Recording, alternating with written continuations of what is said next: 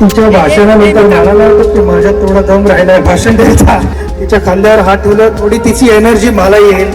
नमस्कार, माझे नाव रिद्धी निवास गायकर आहे. मी इयत्ता 4थी मध्ये शिकते. आमच्या वर्ग शिक्षिकेचे नाव जयश्री जयवंत पाटील आहे. आदरणीय व्यासपीठ व व्यासपीठावर बसलेले मान्यवर क्रिकेटचे देवता असणारे श्रीमान सचिन रमेश तेंडुलकर, व्यासपीठावरील सर्व मान्यवर, येथे उपस्थित असलेले सर्व मान्यवर, गुरगावचे सर्व ग्रामस्थ बंधू भगिनी व येथे जमलेल्या माझ्या बालमित्रांनो, आजचा दिवस फारच महत्त्वाचा आहे. साक्षात क्रिकेटच्या देवताचे दर्शन आम्हा सर्वांना प्रत्यक्ष झाले. आम्ही सर्व विद्यार्थी, आमचे सर्व आदरणीय शिक्षकवृंद, सर्व ग्रामस्थ यांच्यासाठी फारच मोलाचे व आजी सोनियाचा दिन, वर्ष अमृताचं धन आजी सोनियाचा दिन. आज आपण सर्वजण येथे कशासाठी जमलो आहोत हे तुम्हा सर्वांना माहीतच आहे. आज एवढ्या मोठ्या विभूती पुढे मला मोडक्या तोडक्या शब्दात भाषण करण्याची संधी दिली व 5 मिनिटे मला सहन केले, याबद्दल आम्ही सर्वजण आपले आभारी आहोत. एवढे बोलून मी माझे 2 शब्द संपवते. जय हिंद, जय महाराष्ट्र. धन्यवाद.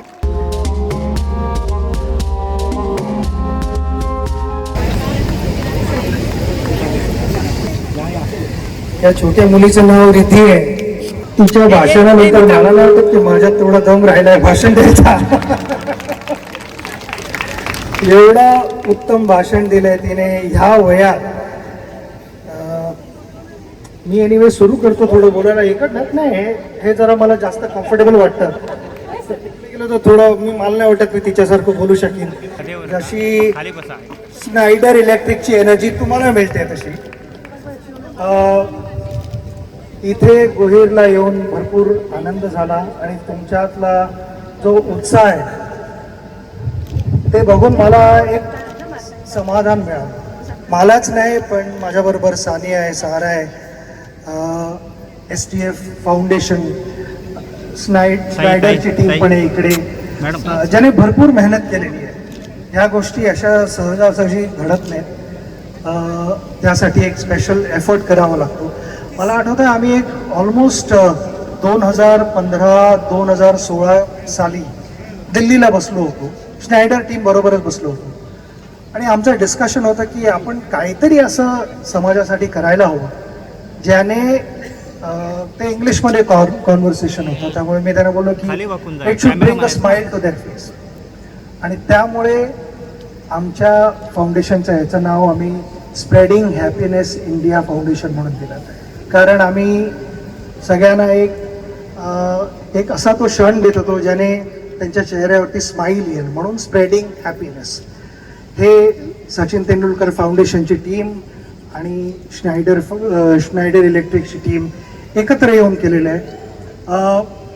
जसं आत्ता सांगितलं गेलं की आत्तापर्यंत आम्ही 500+ शाळांना सोलर एनर्जी प्रोव्हाइड केलेली आहे. आणि तिकडे जे डिजिटल क्लासरूम आहे ती 500+ शाळांना झालेली आहे, ज्याच्यामुळे 1,65,000 हा एक रफ नंबर आहे.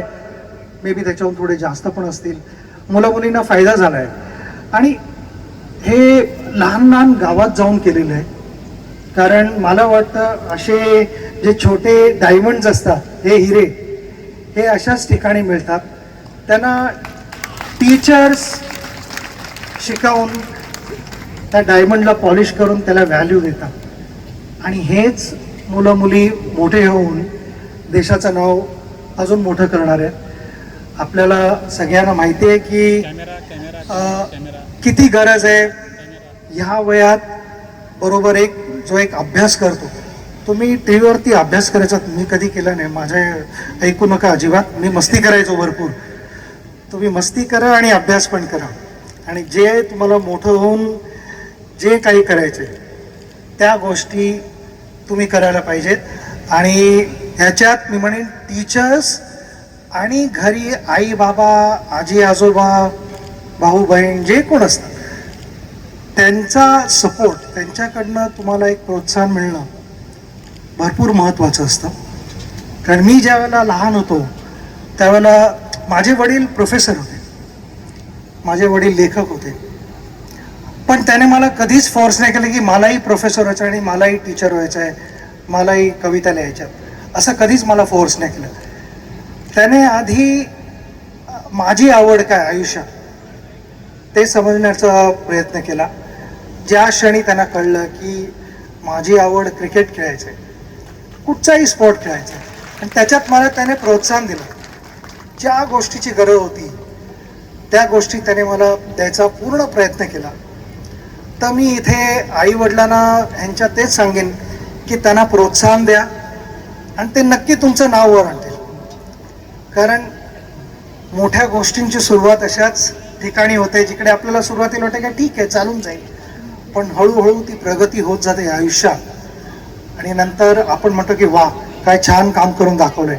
आणि मला पूर्ण खात्री आहे की ह्या गावात नाही, आपल्या नुसतं मुंबई महाराष्ट्राचंच नाव नाही पण आपल्या देशाचं नाव जगभर जाईल ही मी प्रार्थना करतो. कारण ह्या गोष्टी ज्या आता आमच्या फाउंडेशनने आमच्या टीमने एकत्र येऊन केल्यात, BIF कडनं पण जो सपोर्ट मिळालेला आहे आणि जो गायडन्स मिळालेला आहे, आय थिंक आम्ही असं क्रिकेटच्या भाषेमध्ये म्हणू शकतो की आम्ही पहिली इनिंग खेळून झालेली आहे. आता दुसरी इनिंग खेळायची तर ती तुम्ही खेळायचे. या गोष्टी आहेत, पण ह्या गोष्टीचा नीट वापर करणं, त्याला जपणं, त्याची पण व्हॅल्यू करणं हे तुमच्या हातात आहे. मला हे सरपंचांकडनं ऐकून फार आनंद झाला की सगळे एकत्र मिळून काम करत आहेत. इथे भांडाभांडी असायला नाही पाहिजे. ही एक टीम आहे. आपण आपली मतं कधी कधी वेगळी असू शकतात, पण आपण म्हणतो की आपलं जे डेस्टिनेशन असतं, एक गोल असतो, तो एक असायला पाहिजे. जसं आमच्या इंडियन क्रिकेट टीममध्ये पण आम्ही भारताच्या वेगवेगळ्या भागातून येतो, मतं वेगवेगळी असतात, पण आमचा गोल एक असतो की मॅच जिंकायचे. तर सगळ्यांना तिकडे पोचायचं असतं. वेगवेगळा रस्ता घेऊन आम्ही तिकडे जातो. काही बॅट्समन असतात जे जास्त अटॅकिंग खेळतात, काही बॅट्समन डिफेन्सिव्ह खेळतात, काही बॉलर असतात ते अटॅकिंग बॉलिंग टाकतात, पण शेवटी सगळे एकत्र येऊन मॅच जिंकायचा प्रयत्न करतात. तर ह्या गावातही मी तेच म्हणेन की तुम्ही सगळे एकत्र या. मी आत्ता जे तुमच्यात जी एक युनिटी बघितली ही अशीच राहून दे. आणि देवाकडे माझी प्रार्थना आहे की तुमच्यावरती त्याचा आशीर्वाद असो आणि ह्या गावाला ज्या गोष्टीची गरज आहे ती आम्ही नक्की तुम्हाला पुरवण्याचा प्रयत्न करू. आत्ता माहिती आहे की एक छोट्या छोट्या आम्ही स्टेप्स घेतलेल्या आहेत, पण अजून बऱ्याच मोठ्या गोष्टी व्हायच्यात. हे 12वं विलेज आहे जे आम्ही असं अडॉप्ट केलेलं आहे. आम्ही खुश आहोत पण सॅटिस्फाईड नाही होत. आम्ही जसं ड्रेसिंग रूममध्ये म्हणतो की किती स्कोअर झाला तरी आम्ही म्हणतो की डबल करूया, अजून जास्त करूया, अजून जास्त करूया. तसं ह्या इथे मी तेच म्हणेन की किती प्रगती झाली तरी खुश व्हा. तुम्ही सॅटिस्फाईड असाल तर मग तिकडे प्रगती थांबते व्हायची. तर प्रगती होत राहून दे अशीच देवाकडे प्रार्थना.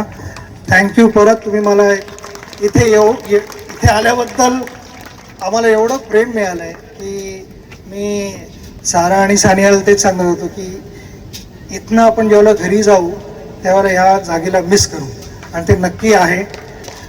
मी तुम्हाला एवढंच सांगू इच्छितो की असेच राहा, खुश राहा आणि देव तुम्हाला नेहमी हेल्दी ठेव. सगळ्यांना, पोरांना आणि पोरींना सगळ्यांना आमचे गुड विशेस आहेत. थँक्यू.